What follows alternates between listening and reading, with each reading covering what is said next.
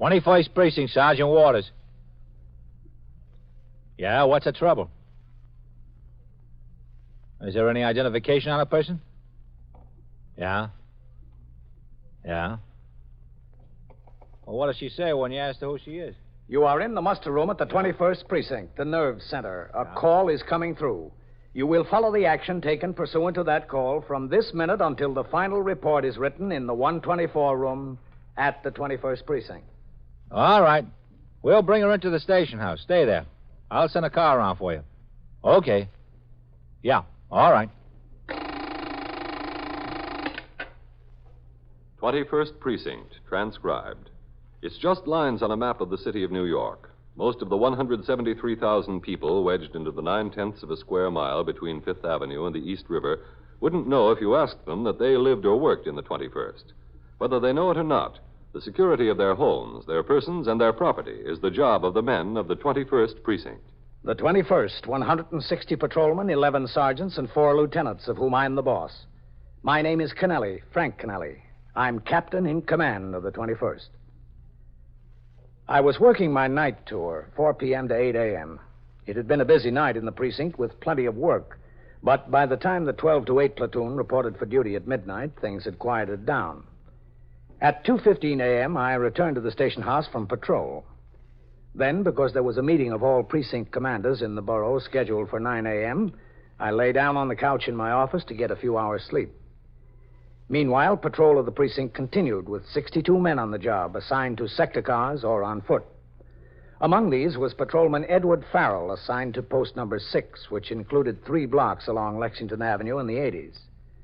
At 2:55 a.m., he was walking his post when a slightly built man, dressed in a white apron and jacket, hurried from behind to catch him. Officer, policeman. Yeah, what is it?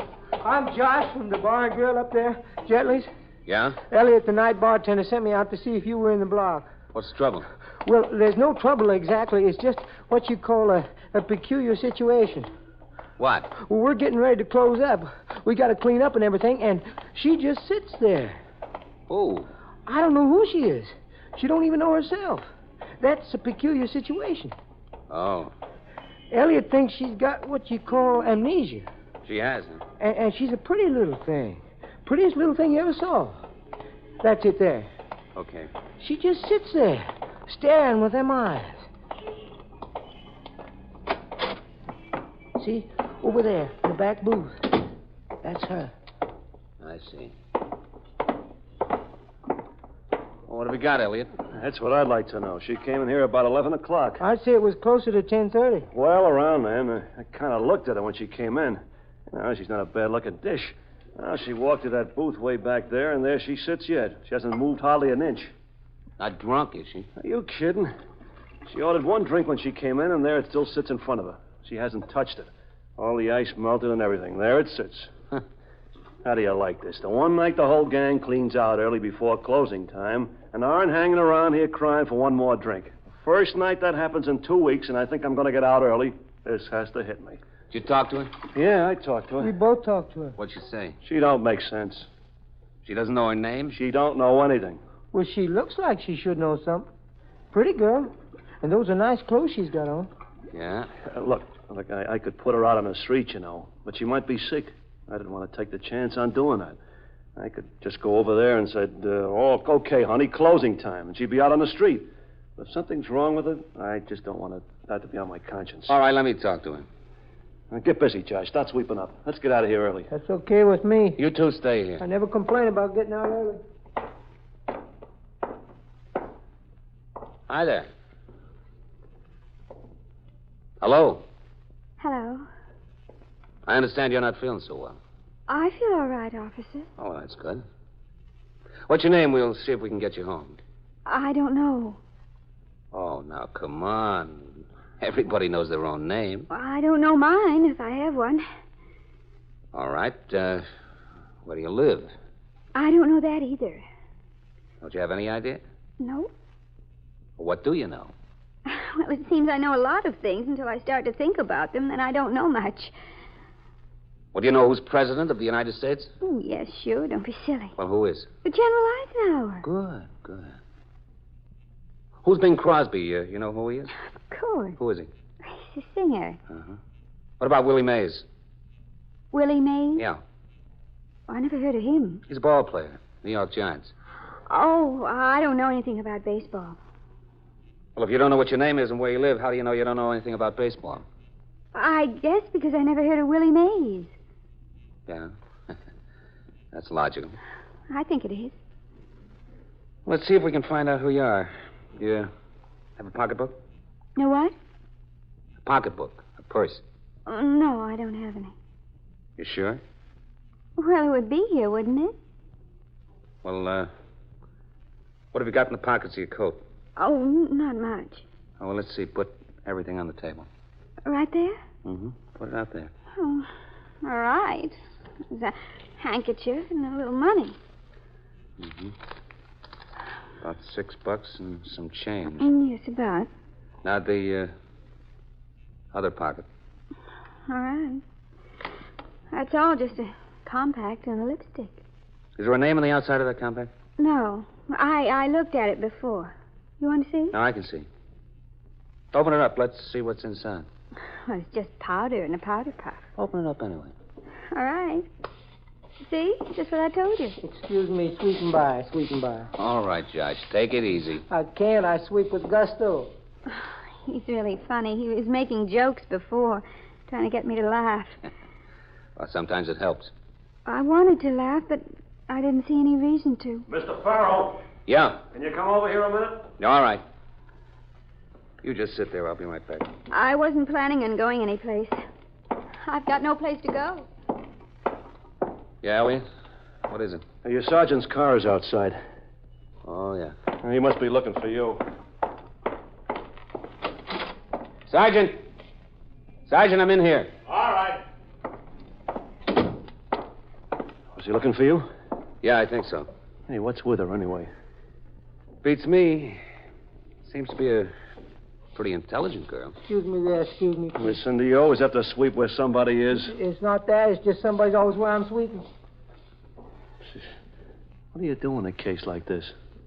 First thing is to find out who she is. She doesn't look like she was in any accident or anything. Clothes are all clean. She's just as pretty as a picture. Just like she stepped off a bandwagon. Yeah? Listen, you don't think she's giving us the rib, do you? Could be. I read someplace that 90% of the amnesia cases are fakes. It's something like that. Farrell. Yes, Sergeant, here. What have you got? You know Elliot here, Sergeant Waters. Oh, hi, Sergeant. Oh. Some deal we've got. Got a woman back there, Sergeant. Says she doesn't know her name or where she lives. You think she's on the level? Got me. Do you know her, Elliot? No, never seen her before. She's never been in here. I wish she didn't come in tonight. All right. Let's talk to her, Farrell. That's what I've been trying to do, Sergeant. Hi. Hello. Sergeant Waters, this is Miss... You know, if I work for a living, I must not work in a factory. Or I must not be a typist. Look at those long nails. They're really very nice, aren't they? Yes, they are. I'm kind of worried about not knowing who I am. Especially because I know so many other things. Of course, I didn't know about Willie Mays, did I? No. Ask me some more. Let's see what else I know. You know how old you are? Well, I know about how old I am. All right. About how old are you? When I was in the ladies' room before, I looked in the mirror. I would say that I'm between 20 and 25. What's your birthday? I don't know. What made you come in here? Well, I was walking around and I got very tired and I wanted to sit down someplace, so I just came in and sat down. You didn't drink any of your drink? I really didn't want it, but I thought I ought to order something. Don't you drink? Oh, I don't really know. Maybe I do and maybe I don't. The reason I didn't drink any of it is because if I don't drink, I didn't want to start now. Would you like a cigarette? No, thanks. I don't know whether I smoke either. This is really very nice of you to bother like this. It's considerate when people go out of their way to help someone else. It's all part of the job, lady. Oh, yes, I guess it is. How do I find out who I am? There are ways. Well, how, for instance? Well, we can take your fingerprints. We can have them checked out here and in Washington. Oh, that won't do any good. I was never fingerprinted before. You have to have been fingerprinted before you can find out who someone is that way, don't you? If you don't remember anything, how do you know you've never been fingerprinted before? Well, I really don't know for sure. Well, how could you even guess that you weren't? Because my memory might be gone, but my intuition isn't. My intuition tells me I've never been fingerprinted before. And your intuition is probably right. Probably. But most likely, someone will have reported a young woman about your age, height, weight, and coloring missing. We'll have that description on file. If it matches, we'll just get hold of that person and have them come down to meet you. Who would that person be, for instance? Oh, mother, father, husband? Do you think I'm married? I wonder if I am. Well, you don't have on a wedding ring. No, I don't, do I? But that's not necessarily a sure sign. There are lots of women who are married that don't wear wedding rings. I wonder if I am married. I know what kind of man I'd like to be married to. Listen. Yeah? Does this happen very often? I mean, people losing their memory like I did? Oh, yeah, there's hundreds of cases like that every year in the city of New York. New York? Yeah, that's right. Am I in New York? You sure are. Oh, you're kidding me. Are you from someplace other than New York? Well, I know I'm not from New York. If I lived in New York, I'd know it. That's one thing someone would know, to live in a city like New York. Don't you think? I mean, even if they didn't know their own name or where they lived. I mean, what address. They'd know they were from New York City. All right, sure, you're not from New York City. That's settled. On the other hand, I might be. If I don't know who I am or where I live, I might very well be from New York, although I don't think I am. Isn't that reasonable? Miss, I'm beginning not to know what's reasonable and what isn't. Excuse me, sweeping through there, please. Hey, Josh, get away from there. All right. Sweeping through. Excuse me, please. Well, have you decided what you're going to do with me? I mean, what happens to me where I go? Well, right now, you're going to the station house. And from there? That depends on how fast you remember who you are. You are listening to 21st Precinct, a factual account of the way police work in the world's largest city. You made a little remark to a friend one day, and it got passed around. By the time it reached the authorities, it had been twisted and changed, so that it wasn't your statement anymore. But that didn't make any difference. You were hauled into the prison, forced to sign a confession that you couldn't even read, and found guilty of uttering poisonous and dangerous remarks. The verdict? Guilty. The sentence? 10 years at hard labor. But what about the right of free speech, you say? Yes, that's exactly why such a thing could not happen to you. But it is happening in some countries today. The difference between these countries and yours is that you are guaranteed the right to free speech. Now get that word guaranteed. You're not allowed, not permitted, but guaranteed the right to say what you want, where you want, any time you want. It's in the first article of your Bill of Rights. It says, Congress shall make no law abridging the freedom of speech or of the press. The lecture halls and the auditoriums, the soapbox in the park, the conversations among friends, well, they're all examples of free speech.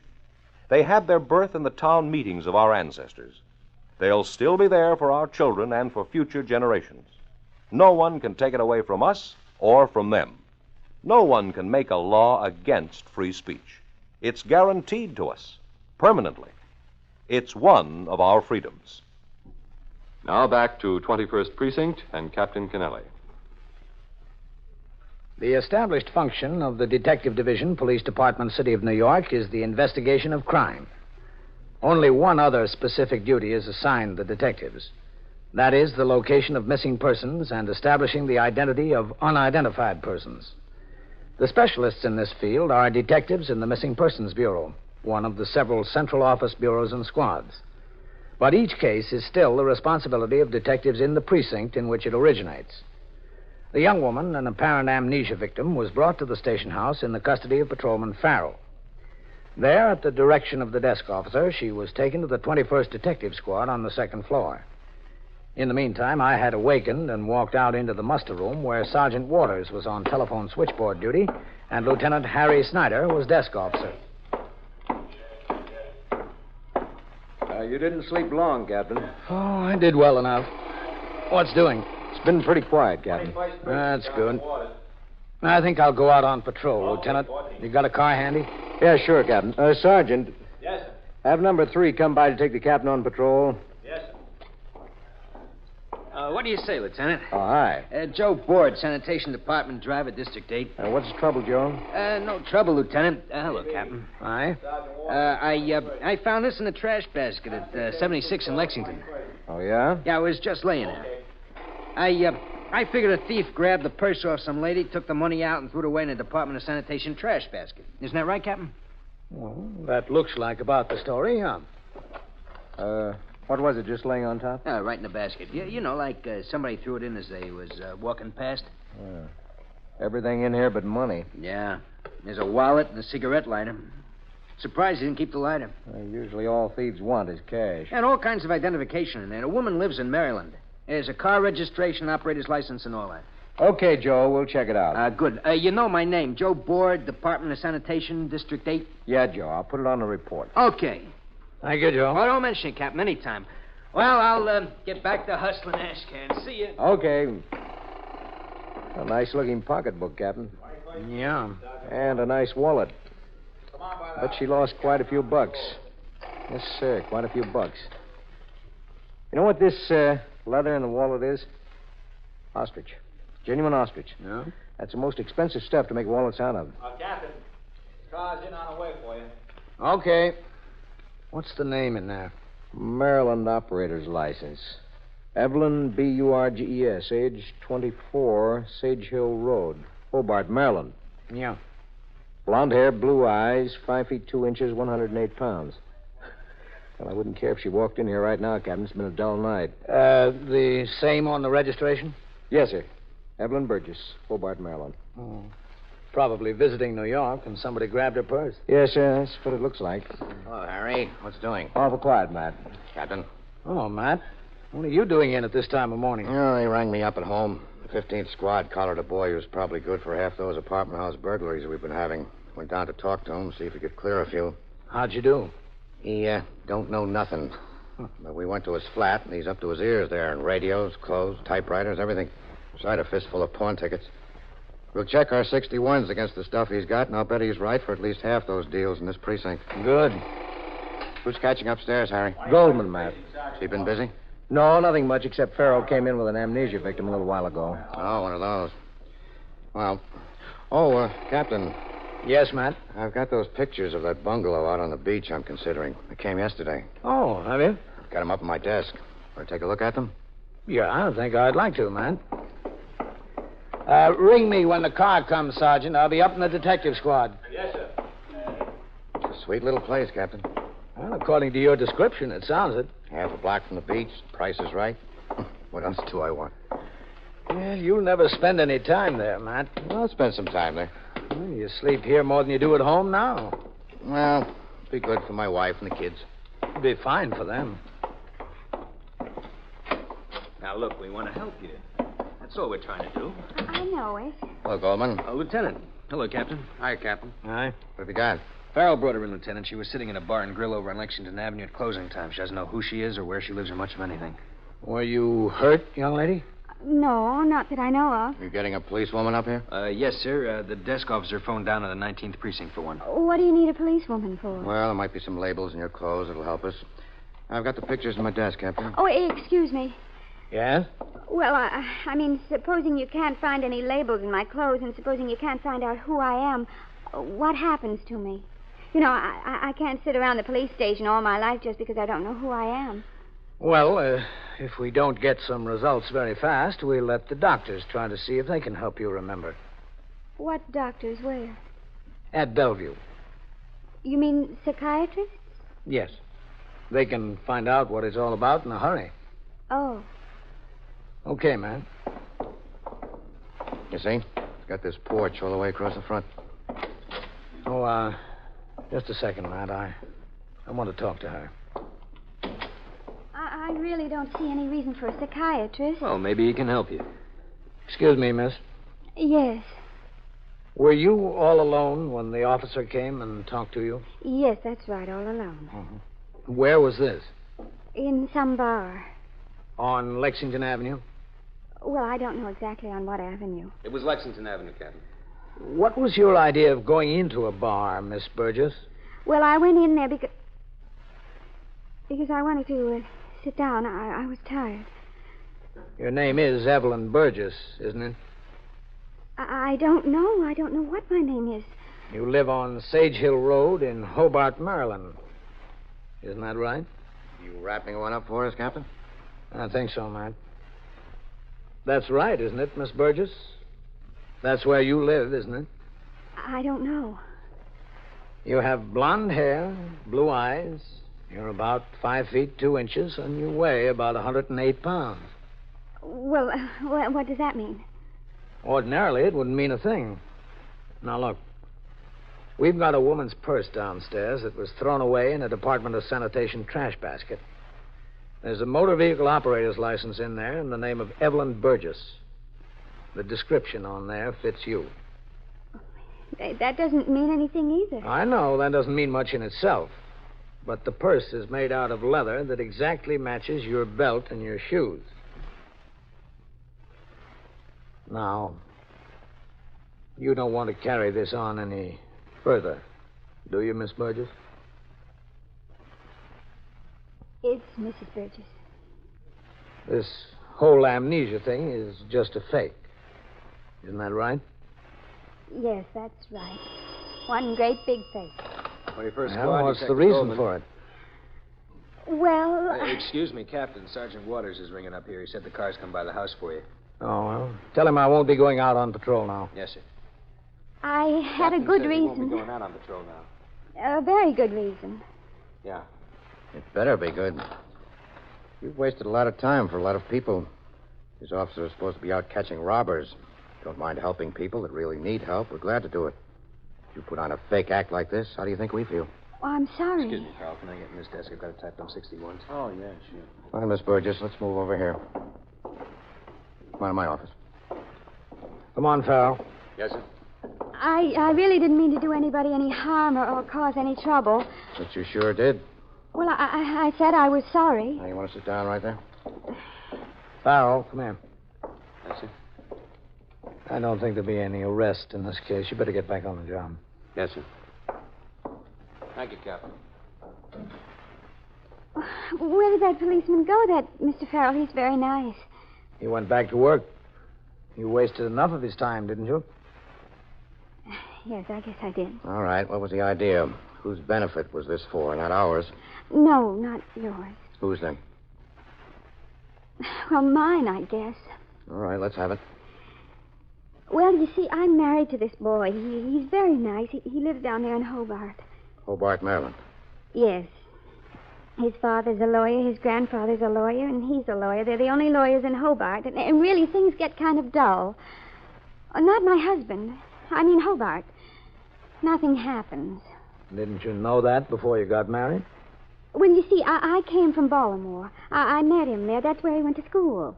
I see. And we got married and we moved to Hobart. Well, it just got to be so bad that I had to come to Baltimore every once in a while to see my friends and my sisters, you know. Just got so bad I couldn't stand it. I had to get away from Hobart. Just for a little relief from those same people and those same faces and the same smile in the grocery store and same everything. So today was one of the days I drove to Baltimore. Yeah? And while I was driving, I got to thinking, I never want to go back to Hobart again. So I left my car in the garage in Baltimore, and I got on a train, and I came to New York. I thought coming to New York would be best. Best for what? Well, best to get away from everything. I wasn't going back. I was never going back. I was going to get a job here. I was going to settle down. I was going to make a career for myself, and finally, when I got good and established, I was going to write and tell them I wanted a divorce, and that would be it. I thought I could get into television or something like that. You sure got off to a fine start. You end up in a police station not 24 hours after you arrive. Well, that was really on purpose. Oh, was it? But I got to thinking maybe it wasn't a real brilliant idea. I'm inclined to agree with you. But anyway, I was determined to go through with it. I walked around, and then all of a sudden it was dinner time, and I knew that I had to eat alone. I had no one to keep me company and no one to eat with, and I got to thinking, well, maybe it really was a mistake, really a mistake. You certainly realized it a little late. I know I did. And I had to do something about it. How could I explain to him that I was in New York and how I got here and why I came and why I wasn't in Baltimore where I said I would be and everything like that? So you invented the amnesia story. Well, I couldn't think of anything else. Well, you could have thought of something more original. Well, I know it's not exactly something new, but he would have believed it. We had a little auto accident 2 or 3 weeks ago. I wasn't hurt, but I did get a bump on the head. Oh, did you? Yes, I did. And well, it really wasn't anything. The doctor examined me, and he said I was all right. But I thought maybe my husband would take that into consideration and believe the story on account of it. And he'd come up to New York and get you. Yes, that was the idea. I really want him. I want to go back. I don't care about him living in Hobart. All I wanted was him. Honestly.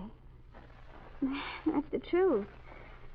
You can say anything you want to say, but that's the truth. I want to go back to him. But what do we do about your wasting all our time here and making a false report to an officer? I didn't make any false report. Is there a law against telling someone I don't remember anything? There's no law against that. All I said was I didn't remember. Well, I guess she's got us there, man. Yes, she has. All right.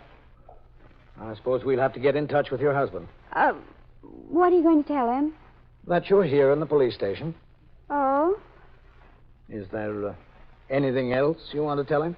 I wish you'd tell him that I really didn't remember my name and that I didn't know where I was or how I got here. Well, you'll have to tell him that yourself. Can I do that? You can tell him anything you want. Well, I hope it works. I just hope it works. Oh, I don't think you have anything to worry about. You'll manage.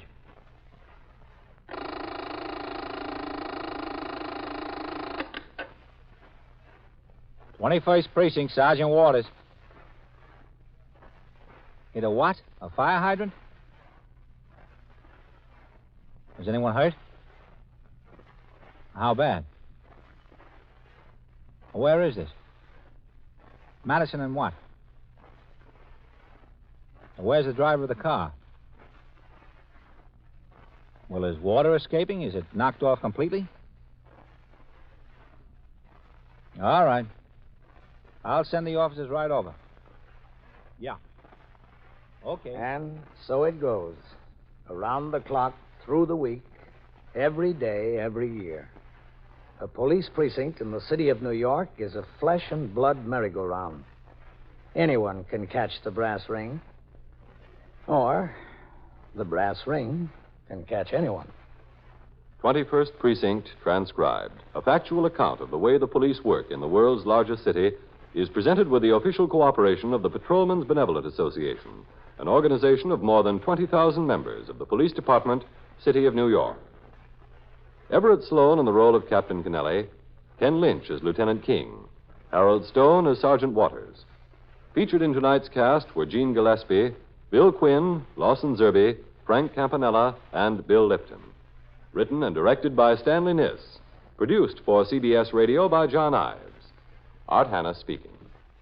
21st Precinct has come to you through the worldwide facilities of the United States Armed Forces Radio and Television Service.